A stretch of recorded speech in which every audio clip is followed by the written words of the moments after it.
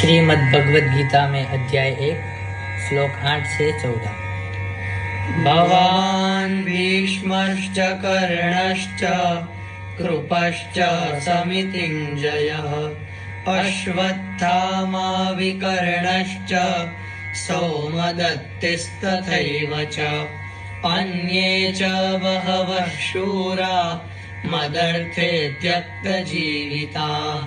नानाशस्त्रप्रहरणा सर्वे युद्धविशारदाः अपर्याप्तं यदस्माकं बलं भीष्माभिरक्षितं पर्याप्तं त्विदमेतेषां बलं भीमाभिरक्षितम् अयनेषु च सर्वेषु यथा भागमवस्थिताः भीष्ममेवाभिरक्षन्तु भवन्तः सर्व एव हि तस्य संजनयन् हर्षं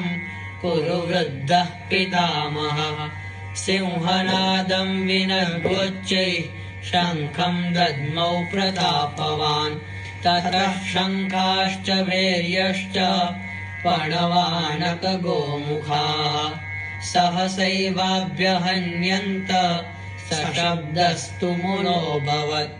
ततः श्वेतैर्हयैर्युक्ते महति स्यन्दने स्थितौ माधवः पाण्डवश्चैव